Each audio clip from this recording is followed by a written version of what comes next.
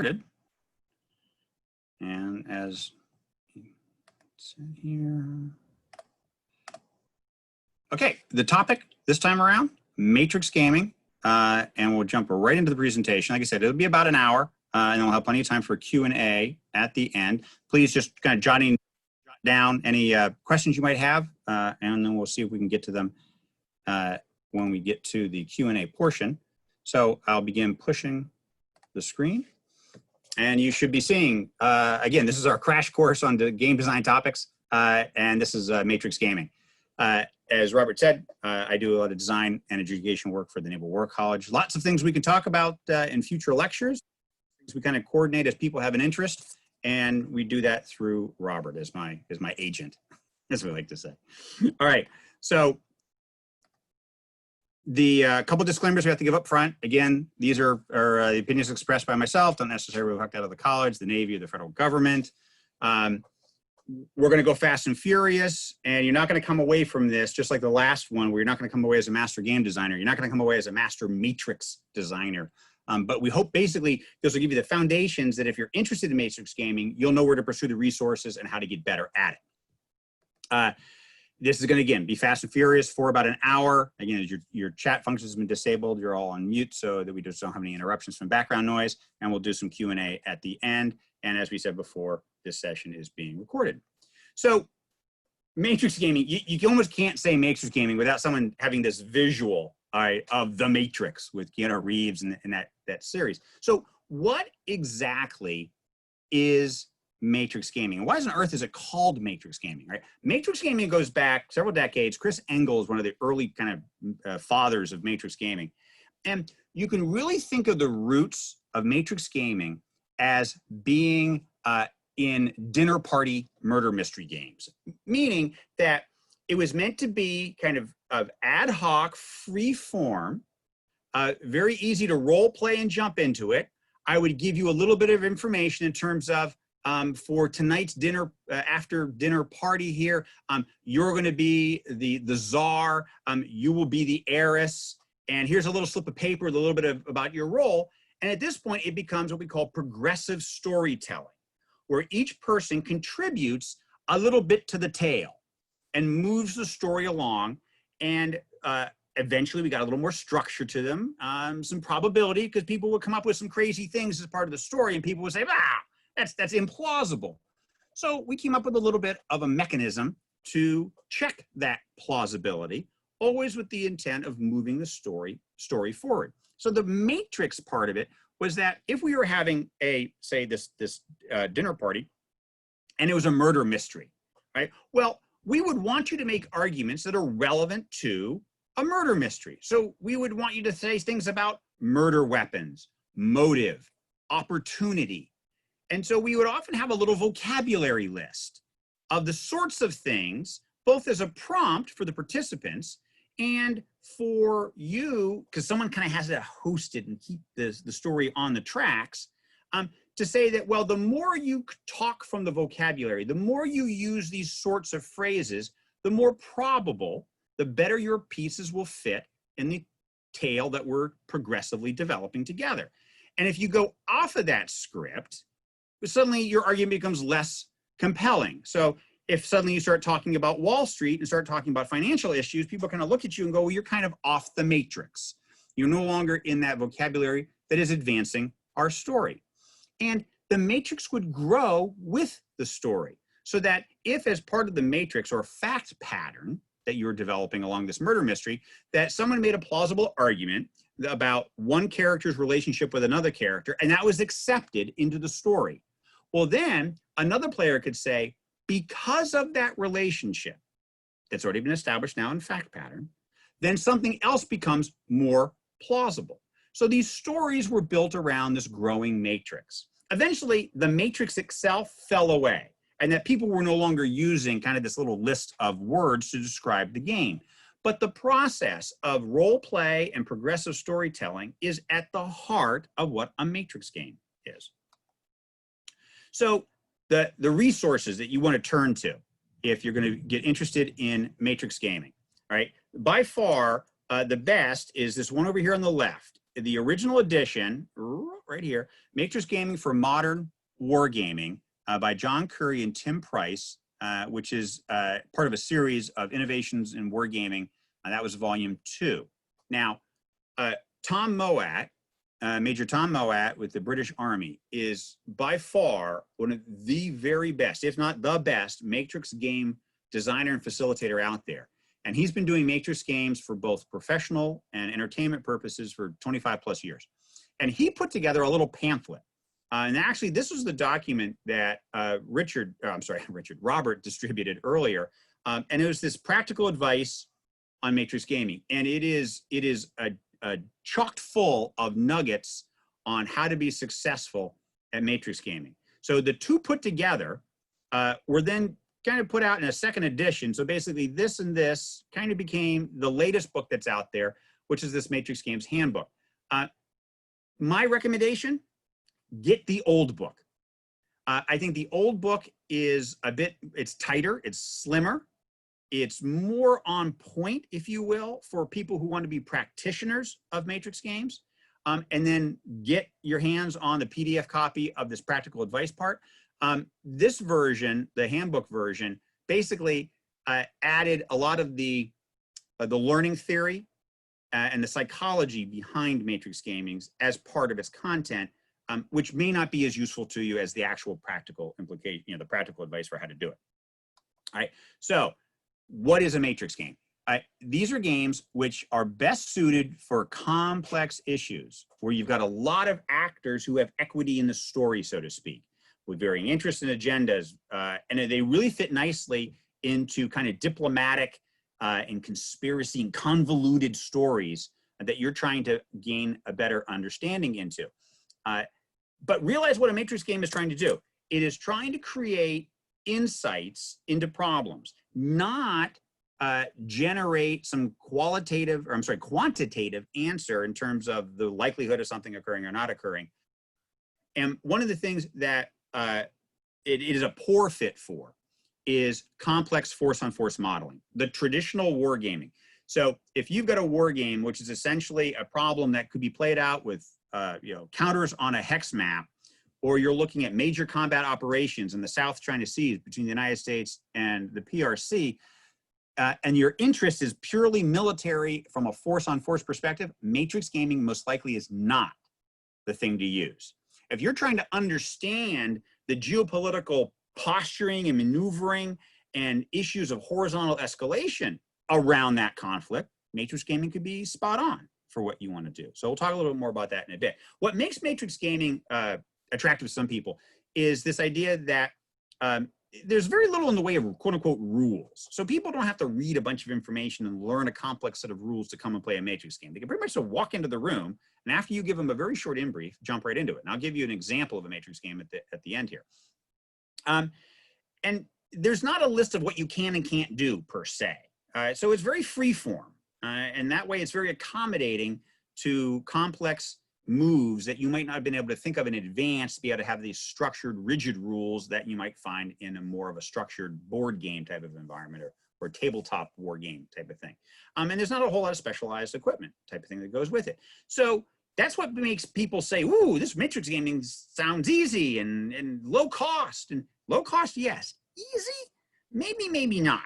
So let's look a little bit more about kind of how you can wrap your head around of the kind of environment that Matrix games creates. Matrix games, for all of you Dungeons and Dragons fans out there, and I grew up playing Dungeons and Dragons, Matrix gaming and a session of Dungeons and Dragons looks very similar in terms of you've got somebody, a Matrix game facilitator, a dungeon master, who is providing the guidance and the initial narrative to the story that the players are now going to contribute to by their actions to move it forward. So not dissimilar to, again, once I set up the dungeon, I turn it over to the players, say, what do you do? And it's a series of actions which the players then undertake, some of which are adjudicated using rule sets. And in Dungeons and Dragons, it's the D20 system of dice rolling with modifiers, et cetera, right? But that's the kind of the similarity there. It's very similar. And people who have played Dungeons and Dragons usually find Matrix gaming a very easy transition to, right? I mentioned earlier the kind of the how to host a murder mystery games that were popular once where you could buy a box, and in the box it would have for all of your dinner guests, you know, a name tag with an identity they would assume, and a little booklet with their backstory and maybe some clues that they were to give out at certain times over the course of the dinner as we begin to investigate the murder. And if the sharp-eyed who will recognize that right there, that's me, circa 1986, playing one of these games with some college friends shortly after we had graduated. Then, of course, you get people say, well, how is this any different than a tabletop exercise? A bunch of people standing on a map and we're going to talk through it. Yes, there are, again, structural similarities to a tabletop exercise.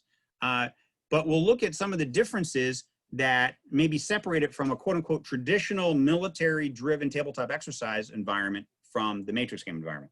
The other joke we make about what are the two differences is that alcohol is available on Dungeons and Dragons and Host of Mercy. And I mean, not maybe so much the tabletops, but it, you know, tongue in cheek. But the point of that is that Matrix gaming is a very social activity, meaning an important part of the game is the interplay of the people. So it's a very interpersonal story being told amongst the players.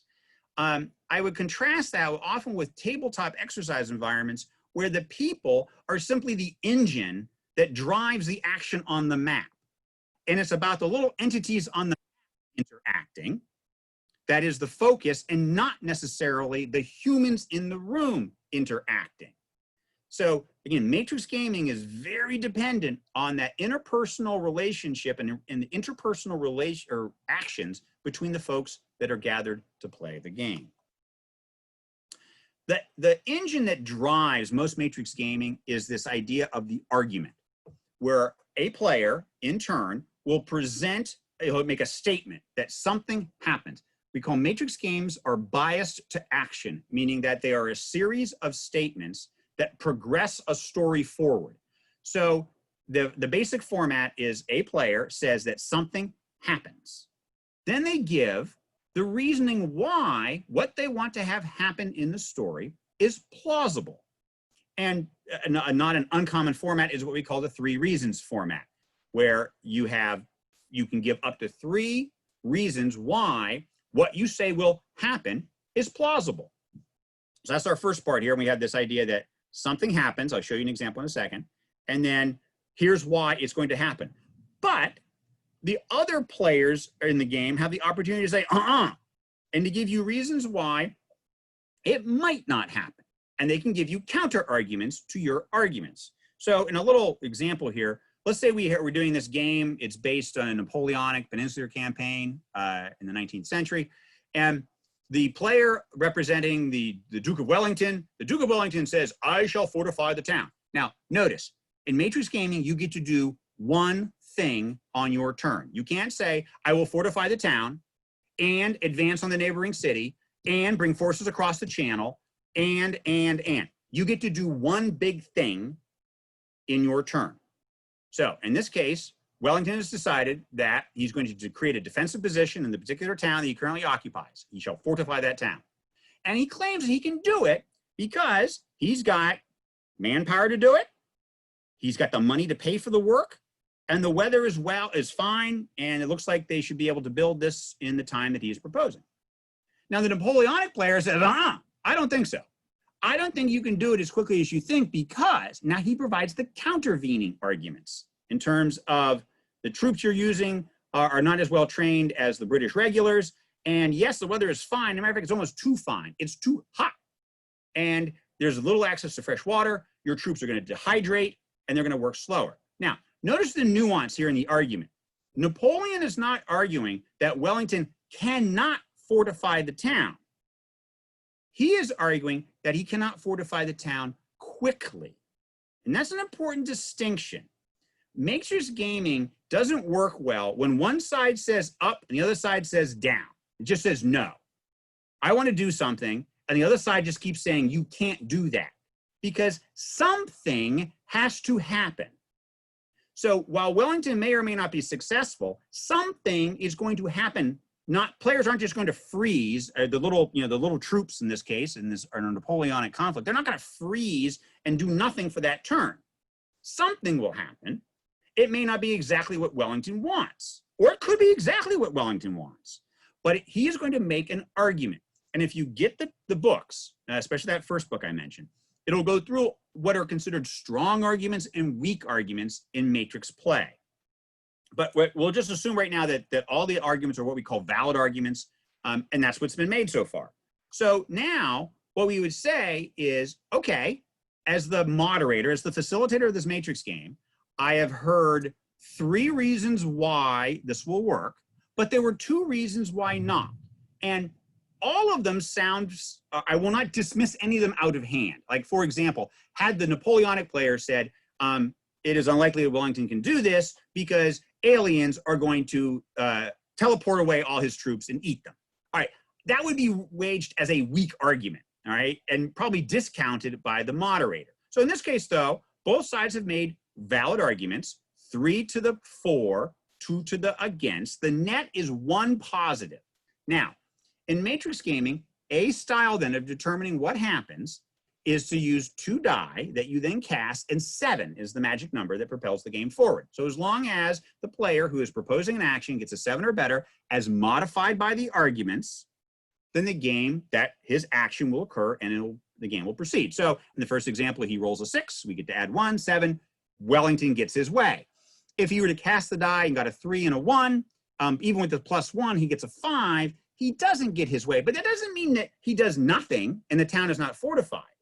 This is a case where now the facilitator may look and say, you missed it 5, you needed a 7, you got a 5. And it would say simply that in this case, Wellington is not able to fortify the entire town and is only able to erect breastworks on the northern approaches to the city and not the surrounding roads to the east, west, and south. That would be a very plausible kind of flow to a matrix argument. For the people who then suddenly go, oh my God, now we're just throwing dice, it's all random. It's like, no, stop it. Die are simply random number generators, but in the case of throwing 2 die and looking for 7, you basically have a standard deviation and normal distribution of outcomes. So sometimes it's handy for the people in the room who desperately want all of this to fit into an Excel spreadsheet, that here are the probabilities that would go with those sorts of adjustments in terms of if you say someone's got a +1 or a -1 chance of success, well, they're the actual probabilities that you could map these to. Now, one of the things that sometimes people do is they get uncomfortable a bit with some of the numbers, like 83.3, and would rather use what we call a semantic scale. And that's what you see at the bottom there in terms of the highly likely, likely, maybe, unlikely, or highly unlikely. It's called the semantic scale, and it typically uses a 90, 70, 50, 30, 10 framework. So you could have this argument and get people won't come down and come up with a number, right? It's difficult sometimes to get a group to say, yes, I think it's 70%. But they will say, I think it's likely. Okay, well, likely means 70%. Now we'll throw the die. Okay, so that is a methodology in terms of dealing with the probabilities that an event as articulated would move forward. Now, sometimes you'll have a very technical issue that you're trying to matrix game around, and it would be helpful if you had a group of experts in that field who can help with this adjudication process. At the college, we tend to call these people the Greek chorus. So they sit back and they listen to the arguments, and then the moderator turns to them, and basically they then decide by a voting scheme whether or not the argument for the actor, we'll say in this case is blue, is successful versus the antagonist, in this case red, is not.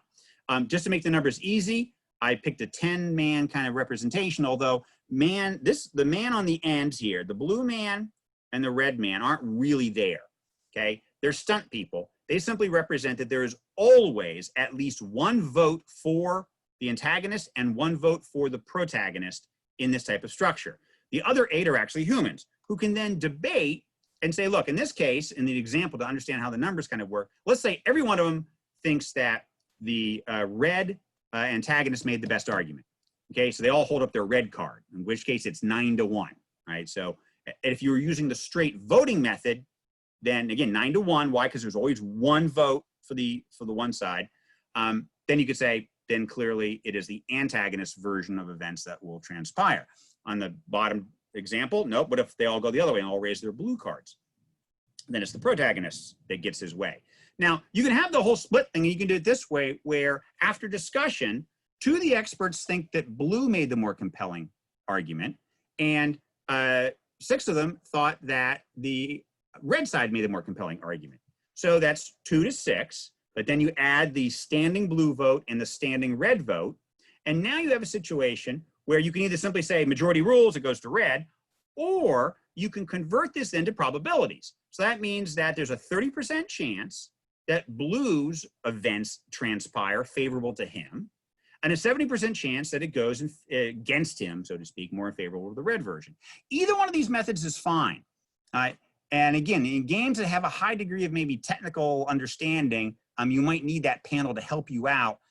Imagine you were playing a space game where the players were talking more about space policy, but some of it did relate to actual orbitology and understanding the space environment, in which case then you'd want to maybe have some people who are more experts in space being able to weigh in and help with the decisioning, okay? So that's kind of part of the voting schemes, but what roles are we playing? Who should people be in a matrix game? So the general rule of thumb is that for the situation you have at hand, you can typically identify the 2 key protagonists and antagonists, all right? And those are these folks here. So you've got your primary combatants, if you will, that are on one side or the other of the issue, the matrix game, the scenario that the game is built around. Now, then you want to identify, okay, people who are likely to be supportive of the blue side and supportive of the red side. Now, between them, they may have a little bit of friction. Doesn't mean that necessarily that both of these actors, while they may both be supportive of blue, doesn't mean they're supportive of each other. It's indicated by this little lightning bolt here that shows there is some friction between those 2. And then you've got the externals, who could go for one, could go for the other, you're not really sure. So that kind of always sets up the base structure when you start thinking about putting together a matrix game. Primary protagonists, or antagonists, protagonists and the antagonist, they're supporting characters, and then some kind of neutral third-party wildcard folks that play down the center. Now, everybody in a matrix game has an objective. Everybody has an objective. It's not just that there's an objective. Blue needs to win the war, okay? That's the objective. Now, right? Everybody involved has their own objective. Some of the objectives may be aligned and supportive. Some may be at cross purposes and antagonistic. We'll look at that here in a bit more. So here's an example that Tom Moat put together for an Afghan game where he was looking at post-conflict stability in Afghanistan.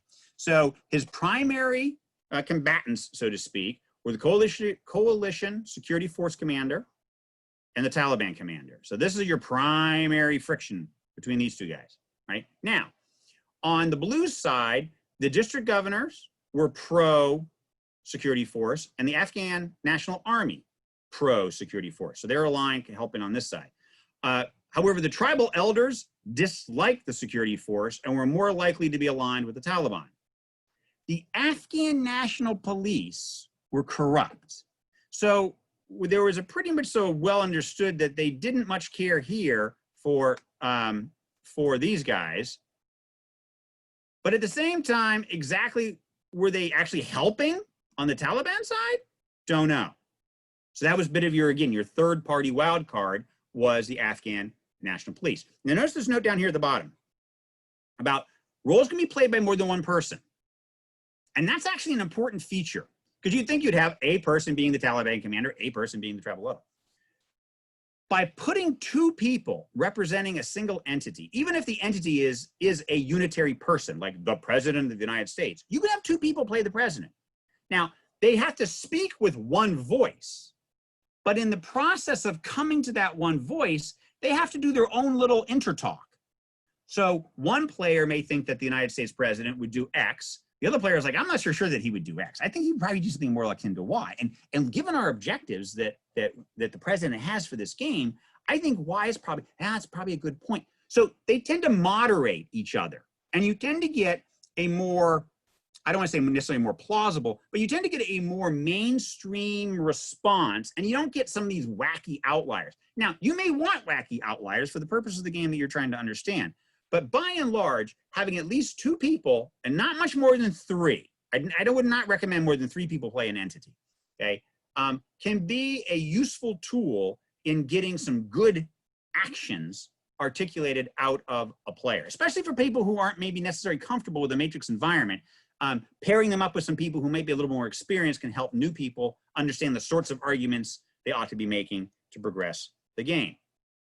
So when we say you're a player, you've got a role, right? You need to keep it as simple as possible, right? There's nothing worse than going and when someone walks into a matrix game and you hand them a 20-page booklet that they're supposed to absorb before they can start to play, all right? So you want to keep the individuals. Remember I said every individual in a matrix game has an objective or two or three, right? And you want to keep those as succinct as possible because in my example here, like, stay in power, okay? That's a very straightforward objective for a person in a political position, right? That is a far better objective than the longer ensure the continuity of the electoral process and extreme politician, la, la, la, la. The problem with those is often they become over-specified. And it's very difficult for the player to then come up with any way. He can't interpret the objective because it's so narrowly defined that it becomes really difficult for him to think of ways to play towards it. So you want to keep them, again, relatively pithy. I'll show you some examples here at the end. But that's for his little, you are the president. Here are your three objectives. Squash dissent, ensure follow-on term, and invade Poland, right? Those are the three things you have to do. To put it into context, then you may need to give them something which looks akin to kind of like a PMESI brief, political, economic, militarily, the way we kind of describe situations. And the list here is kind of a mishmash between both an American approach and a British approach, remember Tom being a Brit. And what he recommends is this structure in terms of objectives, long and short term. And the reason you want to do both long and short term in a matrix game is it's interesting how people will sacrifice long-term success for near-term gains. And that can be a very interesting discussion to have after the game about why people did that, because almost all the time we are very short-termed in our horizons for accomplishing things, and often will sacrifice the longer, greater good potentially for a short-term win. So you might want to think about having both long-term and short-term goals. And usually what that means is a short-term goal is potentially achievable within the span of the game. A long-term goal won't be accomplished in the span of the game, but you have to have laid the groundwork for it to be likely to be successful at a future date. And then again, a short thumbnail description about the political situation, the military, social, et cetera. But don't go and pad these briefings. These briefings are one page, maybe front and back, maybe. I prefer you keep it on the front page, right? And you only want to give players the information relevant to the game. So don't sit there and give the PRC player a bunch of information about the ethnic composition of China unless you have a specific objective for that player, which is to gain autonomy for the Uyghurs, right? Then now it's worth saying who the Uyghurs are. But unless you have a specific objective or a specific reason in mind, don't pad these with just, flowery, because you think it makes it richer. No, it doesn't. It just complicates it and has more things I have to keep track of when I'm trying to play. So keep it succinct, keep it limited to the objectives, related to the objectives the players have been given. So how long do these games run, right? Well, typically, you need to get people through about 6 turns all the way around the table. Okay, 6 times all the way around the table, given as many people as you got. Remember, and if you got 8 players and 6 turns, you got 48 goes at it. For to really get enough back and forth going for action, reaction, counteraction to start to move the game into interesting, move it from where you started to some undetermined endpoint. All right, so these are meant to be fast play. So this isn't a 3-day evolution. Okay, typically these run a couple 4 hours, and it shouldn't take much more than 30 minutes a turn. All right, so again, this is one of the roles as being a facilitator of a matrix game is to keep your eye on the clock and to not let players get bogged down into lengthy arguments that's slowing the turn cycle. Because while one person is making their pitch, there are 5 more people waiting to get things done, and that helps them move towards their objective. Right? So you're going to want to keep this pace going. That if it goes much more than, again, 4 hours or so, people get, hey, this is a stand-up event. Okay, this is stand-up on your feet, playing in real time, and much more than a half day, people get tired. Like, they just physically get tired of playing. right?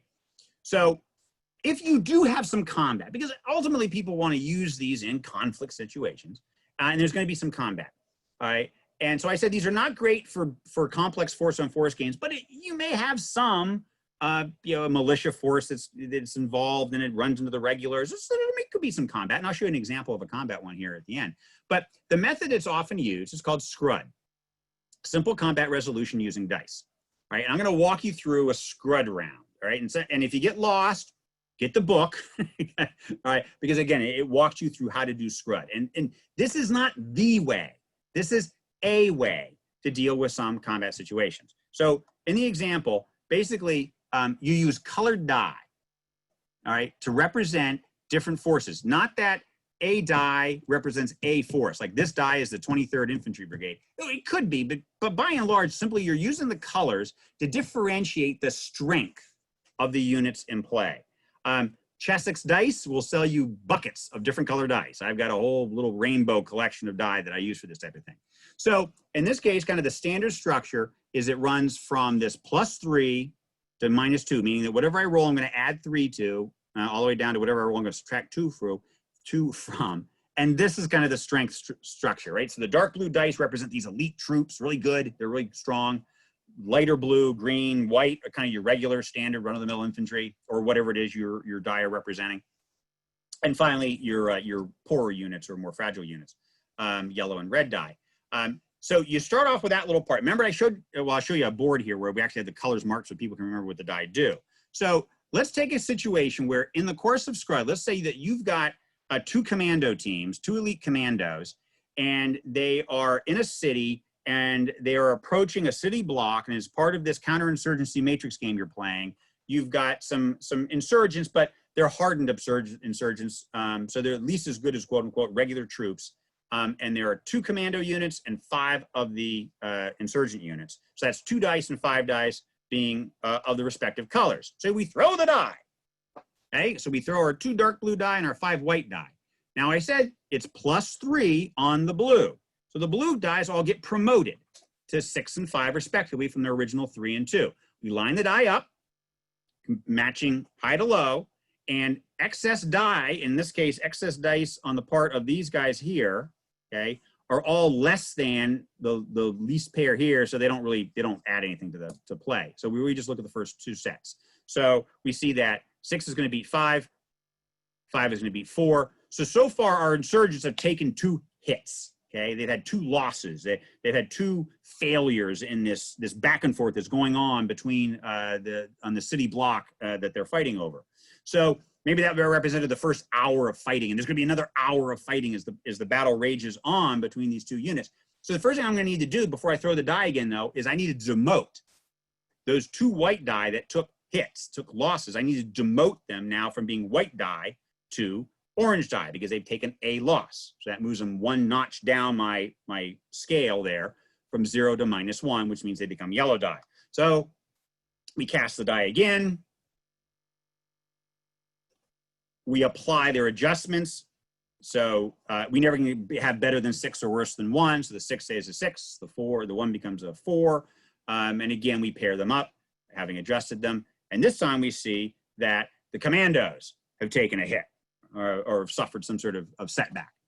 So after these 2 rounds, the elite units have taken a -1 hit, so to speak, and the regulars have taken, the insurgents have taken -3. We do a 3rd round, 1 final round, again, as adjusted. We throw the die. And you can see our insurgents are getting weaker, right? Because more of their die are turning the bad colors, so to speak, of yellow and red. And my commando units are kind of hanging tough there. They're still the stronger blue colors. So we make our adjustments, we pair them up, and again, we have our results. So in this case now, the regular units have absorbed 5 losses and the elites 1. Now at this point, I mean, you can keep doing this until you drive somebody into zeros and that they're just gone, all right? Because once you get under -2, the next step is to have your die removed. But you've got flexibility. This is the power of SCRUD. Some rule sets say after 3 losses, you just take out 1 die. It's just gone, all right? That unit has been permanently no longer function, disbanded, dispersed, but it's no longer combat effective and it's gone. So you can take a die away. There's the 1 and done rule that if you lose a matchup, you're gone. It's it. So this is something that's often used with things like if you're trying to do quickly resolve an air battle, aircraft don't absorb hits well. You take a hit and you lose the airframe. So there's the one and done type of rules. You can modify that if you get a 6, it meant that yes, 6s almost always win, but that's a level of effort that now exhausts that die, and it drops down a level to a 5 to a lighter blue color until you have a resupply rule which says basically that unit gets to rest for a turn and then it gets to go back up again. You can make this as complex as you want, but the more you can make it complex, the more you're defeating the purpose of SCRUD, which is to keep it simple. I mean, you can even use your matrix arguments in terms of, I think my troops would have an advantage because they're in the high ground, they have automatic weapons, and they have a clear field of fire. And you can say, those are some pretty good reasons. I'll give you a +1 on your die rolls, regardless of what their strength is, because they've got a positional advantage. All right. So that's how you can quickly resolve a portion of combat, which becomes part of the matrix game. If the game is just all about the combat, I'd suggest you do something different, okay, than just using a matrix game exclusively to try to do that resolution. Now, so kind of what are the problems with a matrix game, right? Some people just won't get it, right? They are incapable of role play. That's the problem, okay? Go back to my Dungeons and Dragons folks, right? Dungeons and Dragons may have been other geeks of their time, but today they are the best negotiators on the planet. And they all turned into lawyers and bankers because they know how to negotiate. They know how to role play. They know how to project themselves into somebody else's shoes and see the problem from a different vantage point. That's the power of being a role player, is to be able to effectively inhabit someone else's skin and see the problem through their eyes. Now, some people cannot do it. My kids, despite the fact that I grew up playing D&D, my kids don't get D&D. When I tried to introduce the game to them, and I'm Dungeon Master, and I set up the dungeon type of thing, and they're like a wizard, and they come into the dungeon, and I describe the setup, and I say, what do you do? And they look at me and say, well, what can we do? I go, well, what do you want to do? What would you do if you were an elf that walked into this room? Well, what am I allowed to do? And they totally missed this part because they were so used to games that said, in your turn, you may do 1, 2, 3 of the following. And there's a menu. You can move, you can shoot, you can, if you're playing Pandemic, you can move from one city to another city, but there's a finite menu of things you can do. Dungeons and Dragons, matrix gaming, doesn't have that finite menu. And some people just do not grasp it. And I tell you, the worst case is when you've invited a senior officer to this game and they don't get it. Right? That's a problem. Right? There's no easy fix for that. Tom's got some advice. The other problem with it is obviously it doesn't look complicated. It doesn't seem like there's enough sophistication and complex models in this for it to be useful. And it just sounds like you're making it up as you go. Well, that's true. You are. But these are just for those situations where we don't have clear understanding. We don't have good models. We don't have the type of data that would make this much more quantitative in approaches. That's why we matrix game, because it is all squishy, right? And that non-quantitative nature does frustrate people who are looking to somehow plot something coming out of the matrix game in terms of force consumption rates. Well, I thought this game was going to tell me how long the force could fight. No, matrix games won't tell you that, right? It may tell you all sorts of issues about how the commanders feel like they could or couldn't employ the force and some of the employment strategy or employment challenges they encountered in doing it because of the way the adversary countered. I played a matrix game once, was all about just trying to navigate my way through a contested city, trying to get from one end of town to a munitions bunker on the opposite end of town. And the game, the clever mechanic that really was the game, we thought it was kind of a sidelight, but it was the whole point of the game, was that we were given some options, some additional equipment to choose from to improve our chances for getting A to B. And the conversation we had amongst ourselves about the utility of that extra kit was really what the organizers were trying to get at. Probably the one thing that I can't overemphasize is this idea that you need an experienced facilitator. Of course, the problem is, how do you get experience at running them if you don't run them, and they don't run them, you don't have the experience? This is like my mother telling me when I was 16, I don't want you driving in the snow until you have more experience. I go, well, how do I get experience driving in the snow if I don't do it? Well, when you have more, you can. It's like, we know what, right?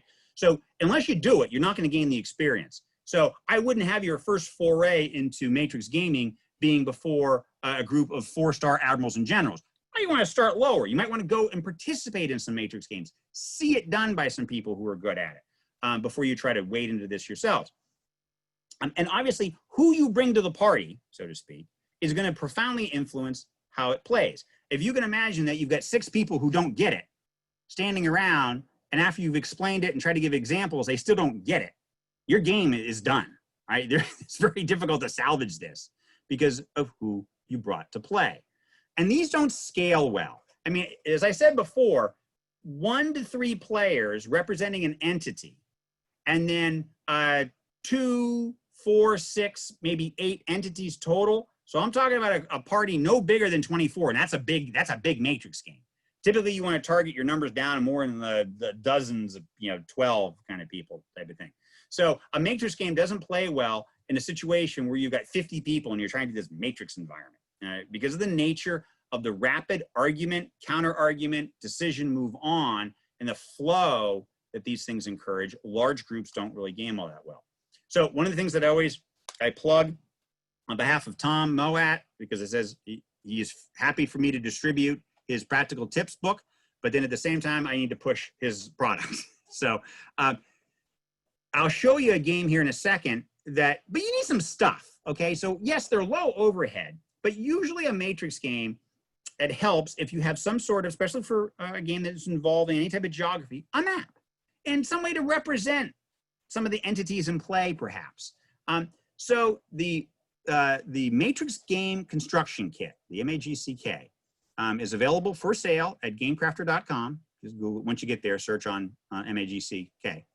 And it's a kit filled with, as you can see here, you get the core rules for Matrix gaming that I've been describing. You get 2 Matrix games included with it, ISIS Crisis and The Reckoning of Vultures.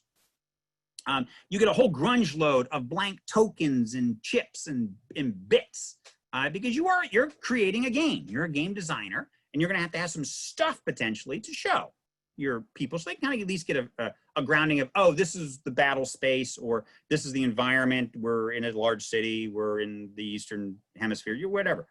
Okay. And other bits that help you run the game, like tracking maps, like what turn are we on? Okay, just a little track to be able to move a token along to remember you're on turn 4 kind of thing, and a whole bunch of dice. Okay, now, frankly, can you go and find all this stuff at between Staples and Walmart and a game supply store? Sure, right? But these guys have put it together for you in a single stop. So I'm now going to quickly go through a Matrix game that we play as part of the game course when we're trying to introduce Matrix gaming. This is the Falklands Malvinas game that is in that first book, the introduction, or the wargaming, Matrix Gaming for Modern Wargaming. And this is one of the games in there. So it's clearly going to be about the Falklands, all right? So this is the player briefing. This is the entirety of the player briefing, okay? The date, so we ground them in time, it's April of '82, okay? Argentine forces have occupied the Falklands, the UN has passed a resolution, and 3 actions the British government has taken at this point.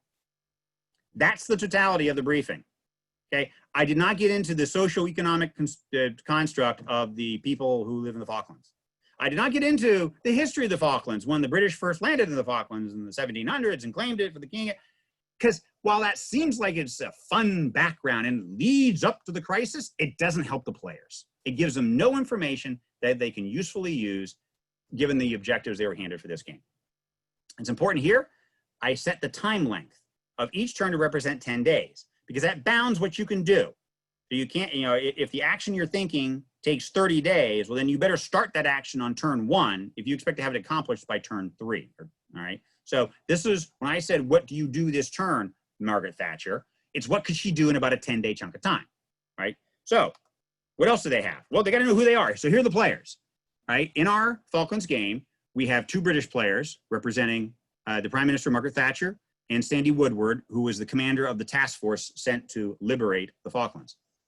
On the Argentine side, we've got General Galtieri, who was the head of their military junta down there. The U.S. is involved, right? Now, you'll see that they've got no pieces on the board, so to speak, but they had an influence, okay? So we've got the U.S. President, Ronald Reagan, and his Secretary of State, Alexander Haig, represented in the game. And then finally, other people who had a, quote, dog in the fight. Remember how we structured this, right? The primary antagonists, these folks, somebody likely to be supporting them, somebody who we're not sure, maybe, yeah, we don't know. And the UN's going to have its own kind of objectives that he's trying to straddle both, you know, keeping all the parties somehow happy.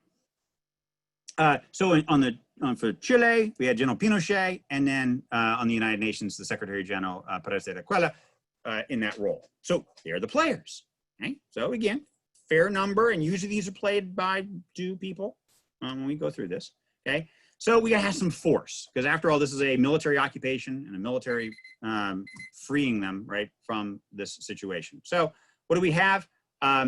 Very just basic outlines of the force that the British had available, the submarine force and Task Force 1, and then reinforcements that weren't available until the 3rd turn of the game, representing Task Force 2.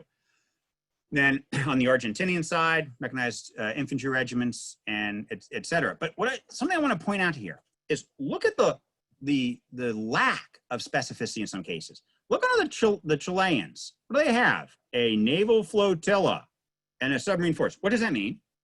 Well, it means what it means. That's it. We didn't need, for the purposes of play and what Chile was trying to accomplish in the game, I did not need to go and give them a breakdown of every frigate, every destroyer, every cruiser, and every submarine that Chile owned. It was irrelevant to play. This was a sufficient description of the force for the purposes of the game. Now, in other cases, we were very specific. You know, up here, we got HMS Hermes. All right, we have a specific ship named. Okay, but the commandos and the parasite is just you got 2 and 3 of them. Oh, but wait, down here we actually have the one called out. You know, the 2nd Scots. So again, you want to think about how you structure the pieces, and remember, all of them were remember my SCRUD system. They're all white die. All of these forces are just basically white die, with the exception of the Argentinian forces were all considered to be -1 relative to the British forces. Okay, so they all rolled yellow die, and on the Brit sides, we actually had the paras. All right, they were super cool. All right, and they were a little bit better, so they had a +1. All right, so that's the order of battle. Okay, that's it. Now, we need something to lean over, though, right? We're going to gather around a map. Okay, on the left side of your screen, this is the map we use. And look, it's not a map in terms of, it does not accurately represent the geography of the North and South Atlantic. It doesn't have to. It simply has to show the relative position of stuff, okay? And so this works brilliantly. It's almost like a mechanical schematic for the flow of forces. Now, where distance matters, we had it annotated. Like on the board, we had a little note here. The distance between the UK and Ascension Island is 3,700 nautical miles. That's 11 days, or I'm sorry, 13 days. To cross that at a nominal 12 knots of advance, all right? All of the United States is this dumb little box in the corner because they have no forces. They have political influence, but that's it. So I just made a box just to kind of show what the United States is, and ditto on South America. All of South America is another little box underneath North America, right? Argentina is a skinny little square because, again, it's about just relative positioning and how easy it is for them to get to the Falklands. These are a little bigger, a little more expanded. Why? Because we're actually going to potentially have some ground combat that occurs here. So we need to add a little more, give a little more territory for the tokens to live in. Okay, so you don't have to have highly accurate maps. And I cobbled this together in PowerPoint and have my graphics folks print this on big paper, right? And you just stuck it on a piece of foam core. The actual pieces themselves, PowerPoint. I made this in PowerPoint, print them on sticker paper, and stuck them to pieces of cardstock, okay? So these are my little tokens. So again, stuff you can make very easily, but this was to represent those forces I earlier described. What did we give the players? Well, this is what we gave the players, right? We had to give them, we gave them a tag, an ID tag that they actually wore around their necks, all right? That way we knew who was who. So they had a little badge, Margaret Thatcher, Ronald Reagan, et cetera. And I gave them an index-sized card that had their objectives. So the players representing Margaret Thatcher had 3 things. Ensure the Falklands stay British. Obtain U.S. assistance. What does that mean? For them to figure out, okay? And engineer something that could be at least sold to the British public as a military victory by the 5th turn. That's Thatcher's objectives. Okay, were those the same objectives that Sandy Woodward had? No. Overlapping? Sure. But not exactly the same because they have different roles, right? He's a military commander, she's a political leader, right? Meanwhile, General Gallagher had maintained the territorial integrity of the Argentine, so he wasn't going to give them up. Keep yourself in power. Remember, this is potentially a political game with UN and maneuvers, and people could make arguments that due to collapse in public support, maybe after a military defeat by one side or the other, that there's a popular uprising and that there's a movement to displace the general as head of the government. That could have been a plausible argument given events as they had unfolded. So he had an objective to make sure that didn't happen and to negotiate in a way that would potentially keep him in power. And this did influence the way he negotiated with the UN.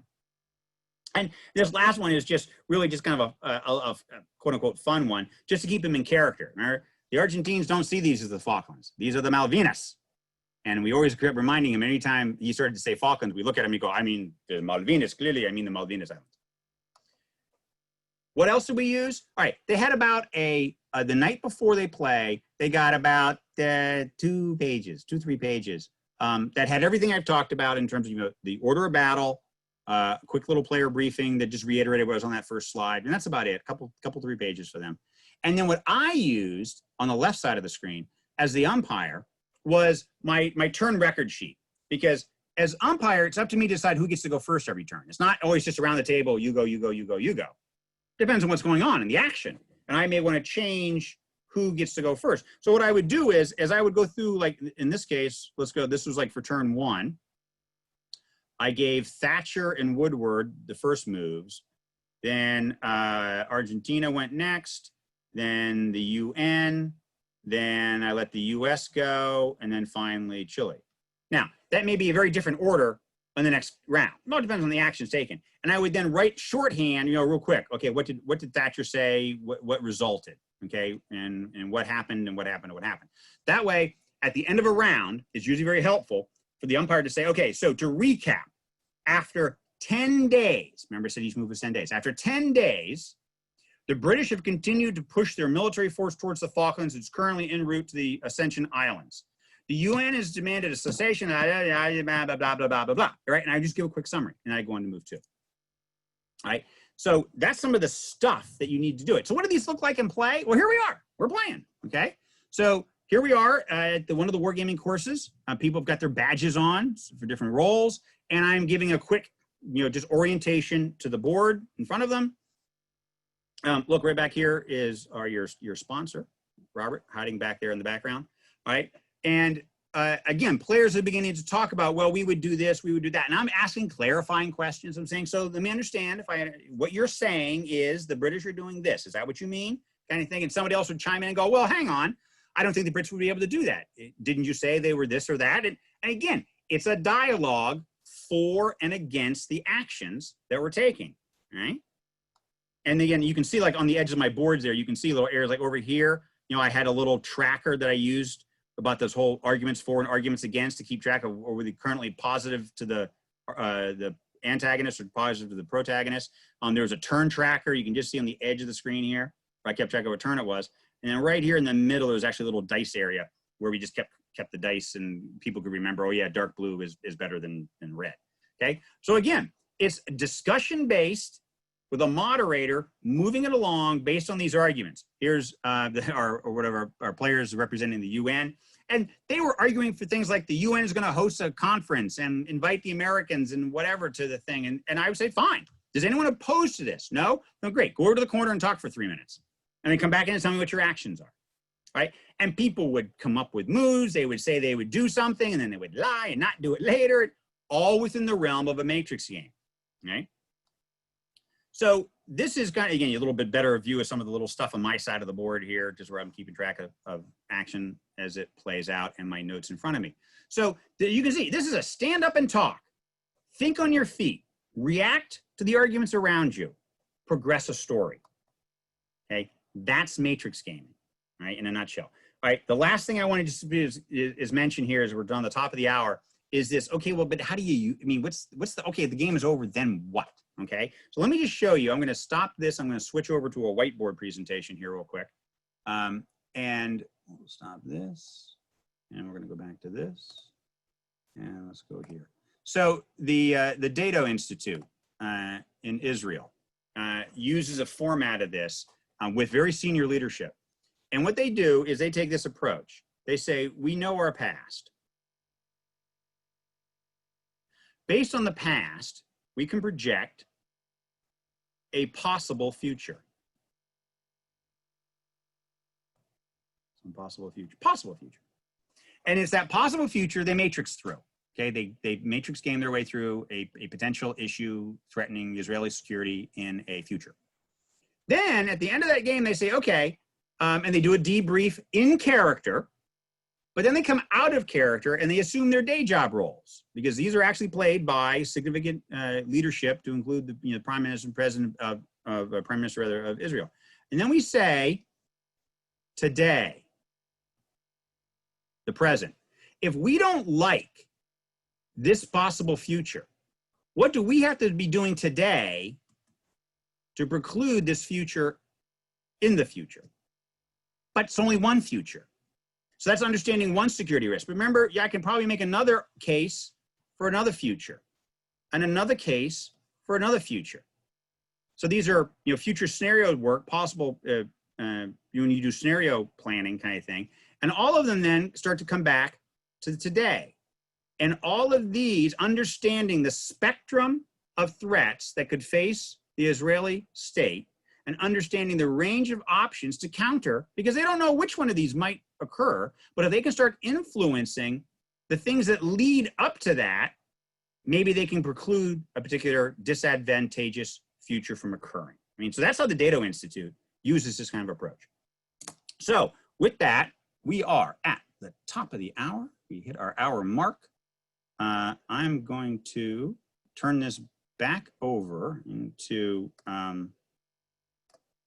Robert, and we can entertain some questions.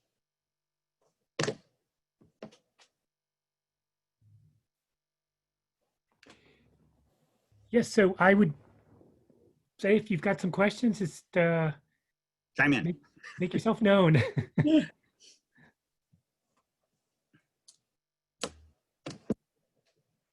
Pete, hi, this is Amy. I was on the last call, and just first of all, just want to say thank you. You're such a fantastic teacher. I really appreciate what you're doing here. I was particularly interested in the thing that you just talked about 30 seconds ago. And it's not that I even have a specific question. I just want you to say more.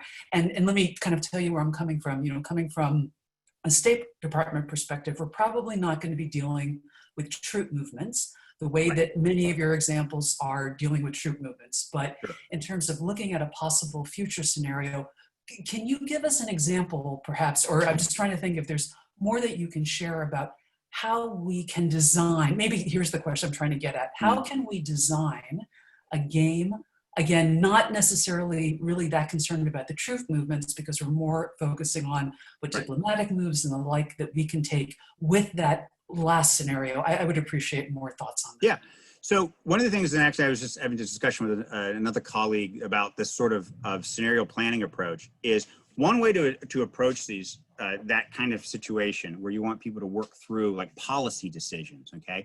And this is something that like Tom Moat was asked to on a Friday, be prepared to run a matrix game on a Monday for senior parliamentarians, British government, who were debating not a force on force problem. They were debating some force acquisition problems and just policy issues and about making changes internal to organizational structures.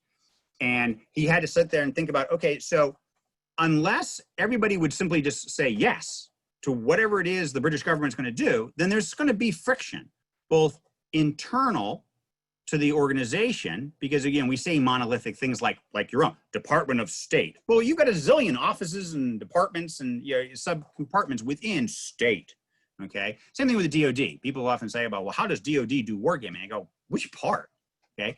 So there's going to be internal frictions that you may want to be curious to understand better. And so you start thinking about, well, okay, who are the likely people who are going to be antagonistic towards this policy decision internal to one side of the problem, and who are going to be likely going to be pushing it forward and wanting to say yes and more kind of thing. So policy games. There was one policy game again. It was looking at for the Royal Air Force about a force buy in terms of the F-35 and going forward with the United States and the Joint Strike Fighter. That wasn't about force on force. It was about policy v. policy and the way the Royal Navy or the Fleet Air Arm saw their role in the world and whether or not they should be the force that was going to receive or the part of the service that was going to receive that, or should it be some other part. But those are kind of dealing with current problems, but what they're trying to work through is the what if downstreams, okay? So if we pursue a policy, what should we expect what could we expect, not should expect, what could we expect in terms of antagonism or opportunity to advance that policy goal? That's kind of taking a now forward approach. But you can also do it the other way around, where you can set up a future scenario where you say, if we assume, and this was a game we did in 2008 at the War College looking at future force structures, where we said, if we pick two factors that could shape a future world, and let's say the two factors are resource rivalry, so competition over water and food, water primarily, and increasing militancy, which we were looking at as basically non-state actors gaining increasingly sophisticated military capability. Now, those two are disconnected, which is what you want. You don't want to do two factors that like rise and fall together automatically, okay? So you don't want you do, and we used to talk about how inflation and unemployment were tied together, all right?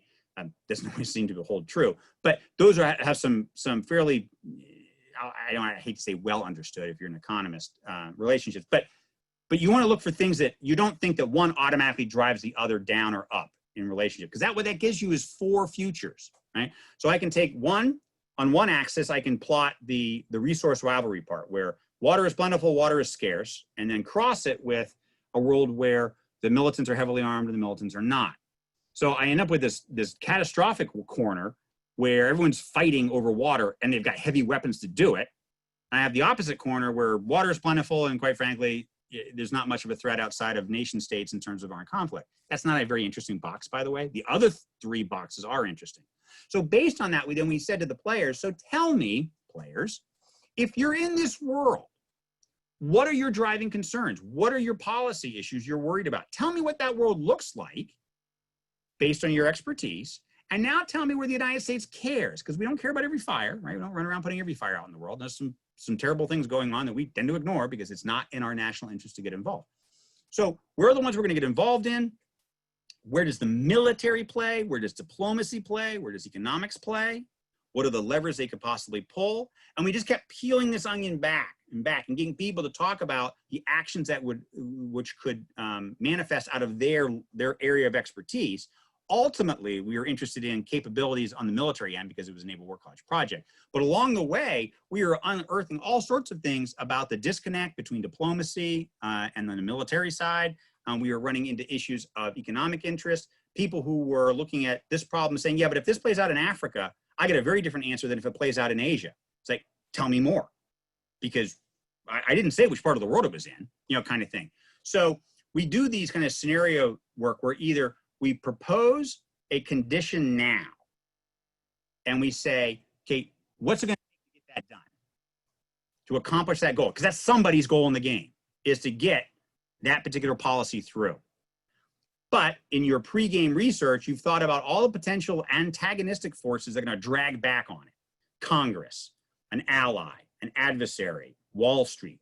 Depends on what the policy is you're trying to push. And you may not need a map at all, okay? Usually we use maps because a lot of what I do obviously has a military context to it. But you may not need a map at all. We had one game that, who put it on? It was King's College London. Their defense studies thing. But it was very much more of a UN kind of thing, and it was about stability operations, and really, they just had a map of the earth, the world. It just so people, if you forgot where Cameroon was, you could real quick check in on the map. But there was no pieces on the map. We weren't pushing stuff around. The map was just something to put in the middle of the room as part of the dressing reference point. So yeah, that's two potential approaches: is take a policy, push it forward, take a future, and peel it back. Thank you. Yep.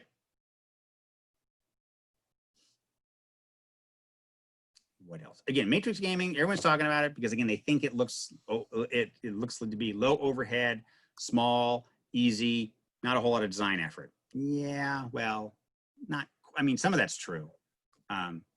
But it does take someone who is familiar with the material and at least process-wise. And you don't need to be, I mean, I run matrix games where the topic at hand, yeah, I got some knowledge of it because I had to put the game together. Do I have the detailed knowledge that the participants have? Well, no, but that's not my job.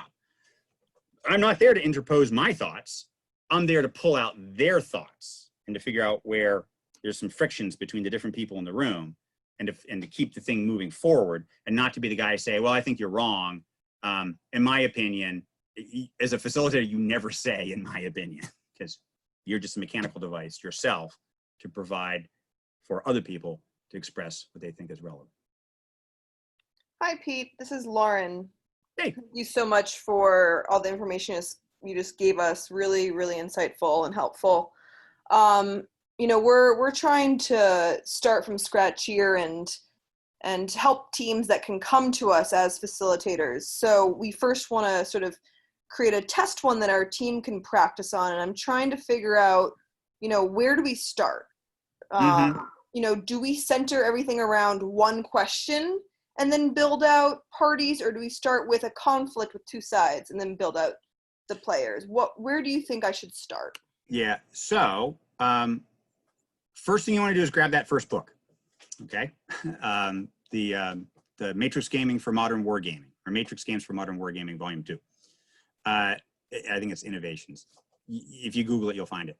And again, I recommend the earlier edition over the older edition. But what you'll find in there, okay, there's only about, I mean, the whole book is, I don't know, is it 20 pages? Maybe. But the first couple of pages are the mechanics.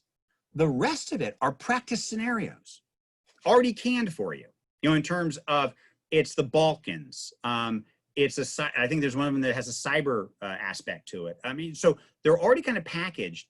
And that might help you as you look at those, go, okay, let's just try one of these. I mean, that Falklands game is right out of that book, okay? The player laydown, the people, the objectives they should have, all that stuff is straight out of the book, okay? And so that might help you at least get an idea of how to kind of meander down this way. What I would not recommend you do is, for your first time out of the gate, trying to think about how you put together these games, is to pick some really complex interagency problem, okay? You kind of want to start with something that has a clear good guy, bad guy. And as an example, Tom Moat will tell you the stories on a dinner at his house will turn into a matrix game. And there are things like, you're gonna rob a bank. Okay, so you guys are the bank robbers, you're the sheriff, you're the townsfolk, you're the banker, here's a little crude map of Deadwood, and here's the bank, you know, and here's the vault. And you're at this end of town and everybody else is over here. Go, okay? He keeps it really simple.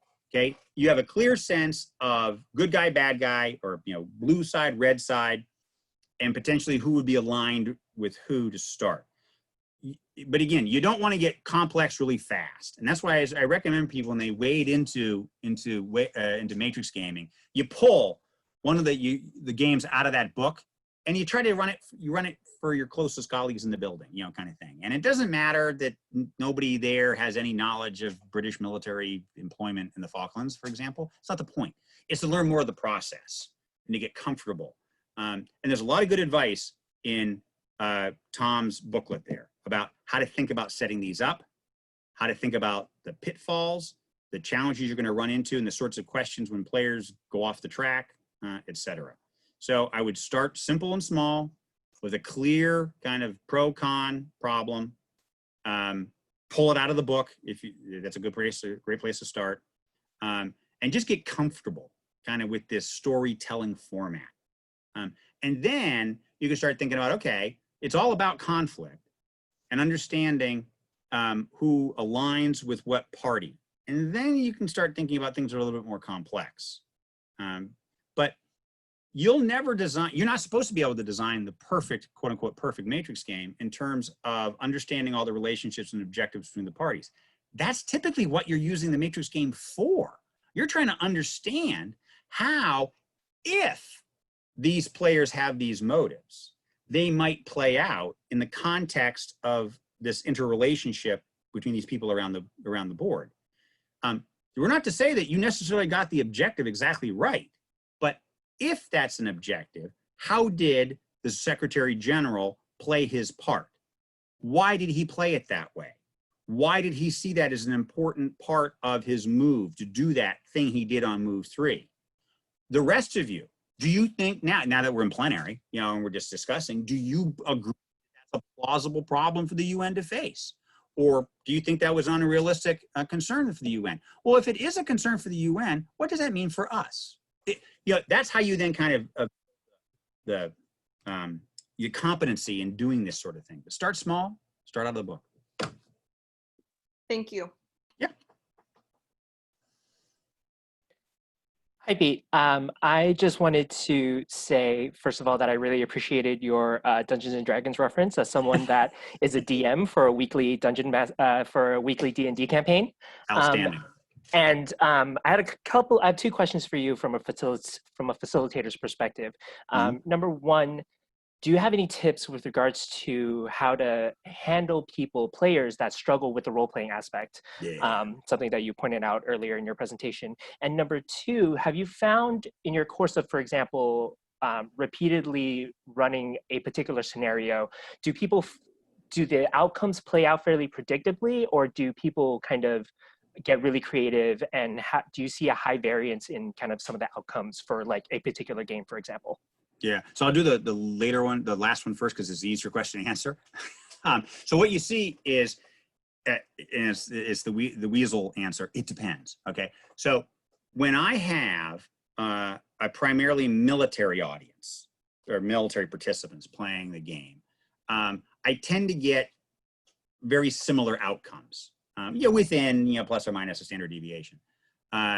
When I have civilians play military positions, I get a very different types of outcomes, because again, the military have all been kind of beaten up to think the same way as they look at the problem. They kind of work through some sort of military calculus in their head, whereas the civilians who find themselves in that role may approach it very differently. When they look at that little card that says orchestrate a military victory, what does that mean to them? And they're not sitting there marching through in their heads about, okay, that means I need to land at Port Stanley and I need to get across the island and I need to be able to take Goose Bay Green. No, they may be thinking it means something totally different in terms of, if I can just embargo it, all right, and I just put a blockade around it and I get the United States to announce that they're gonna participate as well, that's a military win in my mind. I go, ooh, well, that's interesting.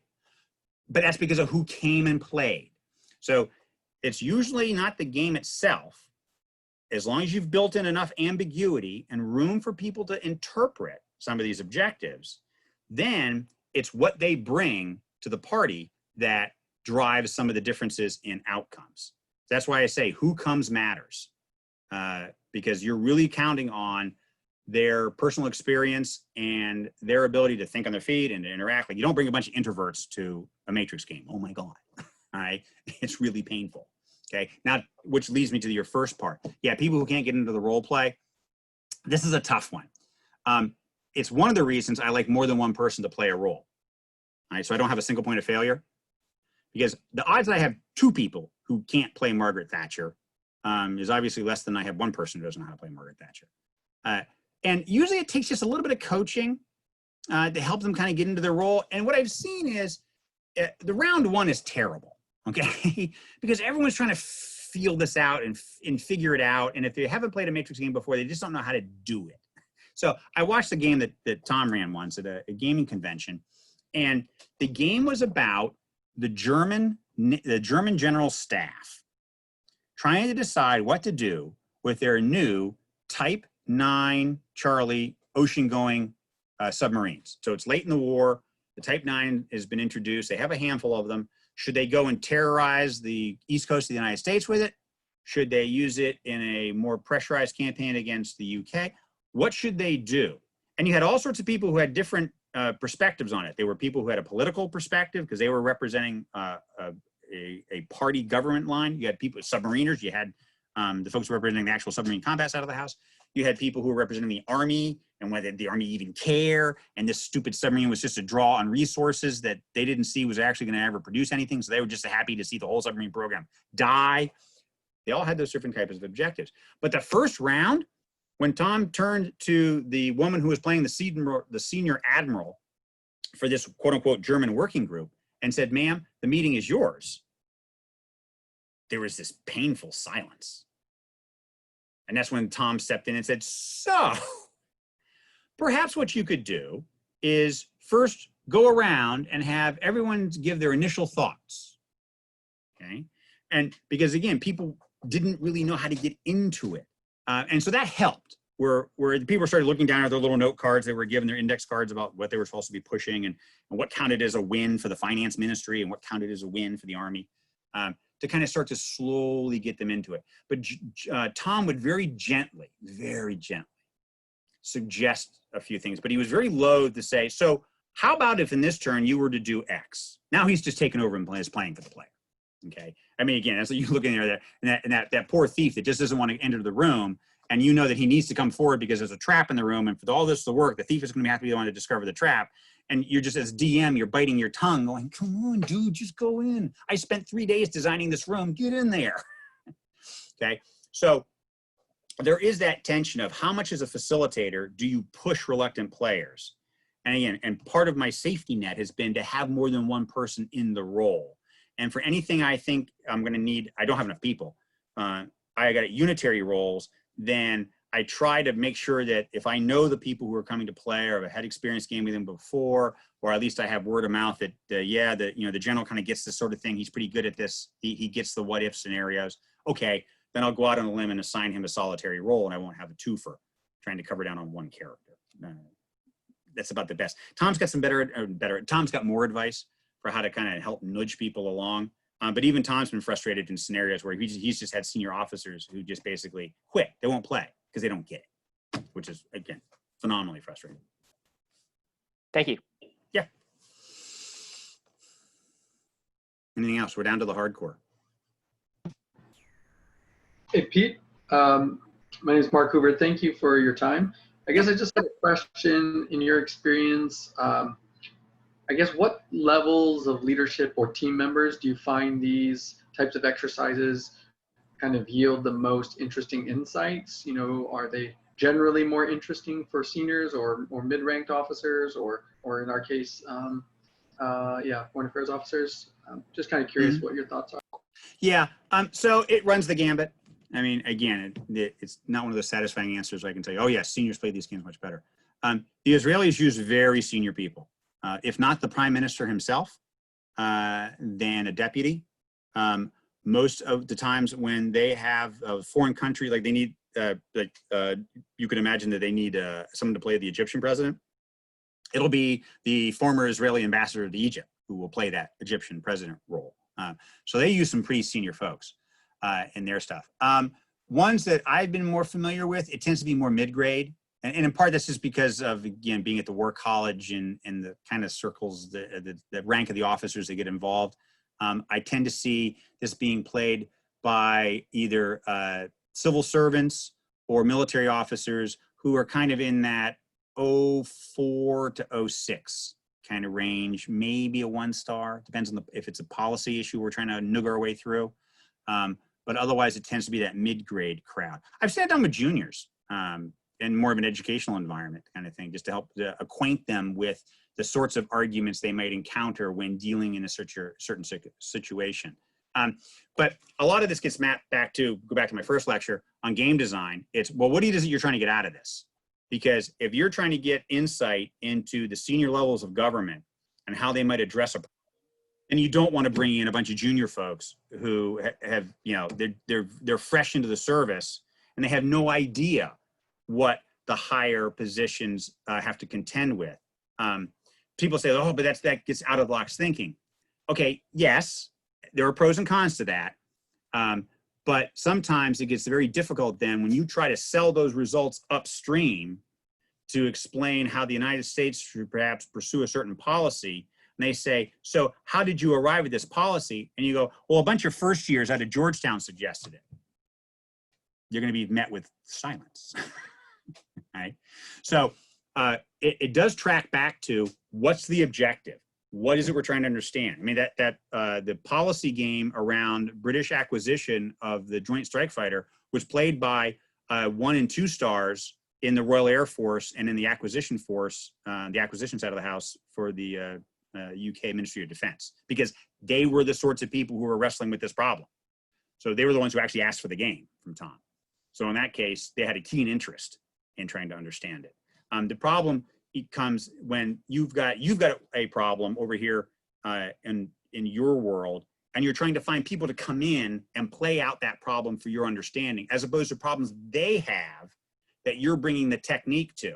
When you've got that latter case, usually you get people who are much more energetic and engaged because it's their problem and they're looking for an answer, and they're more likely to engage with it, in which case you usually have an easier time matching problem to participant at the right level. It's when you're kind of sitting back going, wouldn't it be interesting if, and you're generating your own research question, that then it gets to be a little more of a challenge to go out there to beat the bush to find people who are willing to participate and get them at the right level. So. Thank you. Pete, I was wondering if you could just mention briefly about how you record and write up the results from the games.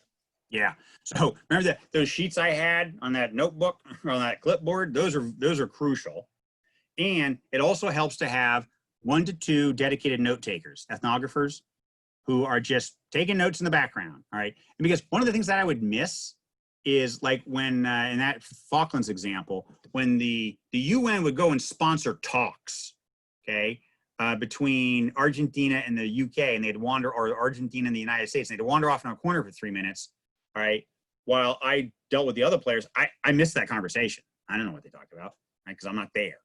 An ethno would trail that group and take notes to their discussions. But then, so usually you end up with a 2-part report. In terms of the first part of the report tends to just kind of be a move 1, move 2, move 3, kind of the narrative that played out. Okay, and kind of the flow over time of how the British did and the UN said and the United States backed away, but later after the defeat of this, they came in and Chile won the day. Okay, you kind of have that reportage of what happened, and usually that leans heavily on my note sheets because there's a pretty quick, succinct little bullets to kind of recapture the flow. But then there's the power of the Matrix game. Then is the post-game discussion, and typically you do it in 2 ways. You do the in-roll and out-of-roll. So the in-roll discussion is people keep playing the general, the UN, the president. And you're asking them about why they did things that they did in the game. And other players are saying, look, I thought we had an agreement on move 4. Why did you back down from that then by turn 6? I don't get it, because that totally screwed me. All right, discuss. You capture all that in notes. And then you do the, okay, but coming out of roll, and these are for games where you have a very specific kind of sponsor perspective on, I'm trying to get advice to help me understand a problem, and we've done this Matrix game. And at the heart of it, you've got that core question. Why did you do the game in the first place? There was something you were trying to get illuminated. Now, you turn directly to that question, to that hypothesis, to those research questions, and you ask the participants in their professional capacity, and as informed by the game, what do they think about this core question? So you get both the in-roll understanding for why people behaved the way they did in the course of the game, but then in the end, you're really trying to get a group of subject matter experts to illuminate a central hypothesis that you have. And now we do their second round where we talk strictly to that. Now, if you're trying to get all this done in one day, you can see where you got to keep this pretty tight. So maybe you allocate the morning for 4 hours of play, you go to lunch. Right after lunch, you do a quick and dirty hour of game plenary type stuff in terms of why did you do what? President, tell us what your objectives were. Okay, blah, blah, blah. And then you reserve the rest of the time, hour to no more than 2, because people will be beat at this point. What did you learn? What were your key takeaways? What do you want us to take away in terms of the game sponsors, the State Department, the conflict group, in terms of the message you want to go up the chain based on this game? And it's like, you can't surge trust. There's no way, given the next 10 years and our current budget constraints, that we're going to be able to do anything remotely like we tried to play in the game. So we need to start taking steps now to bulk, and that's what you capture. And that way your report then reflects both the context that these insights came out of and how they're then applicable to the hypothesis or problem at hand.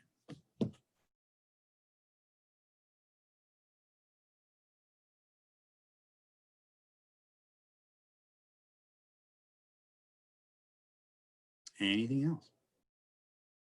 I have my game recommendation. Remember last time we talked about games? I got my game. I have a new game recommendation when you're ready for that part. Oh, look, it's almost 4:30. So here's what I'll close on. So my latest game I'm pushing, right? And it's not like I get money back, right? Or that I get paid to promote these games, but from Stronghold Games, Flame Rouge, okay? The Red Flag. It's a bicycling game. It is great if you're still, you're still stuck in your COVID-19 world and you're looking for a great family game, right? Highly recommend this. It's easy to learn. The strategies are subtle, but the rules are simple. And it's you got two little bicyclists, right? You're a sprinter and you're a routier, and you're trying to win a stage of the Tour de France. Some people actually play it and chain the games together like you're doing the entire tour. Game plays in under an hour. So that's my current game push. Anything else?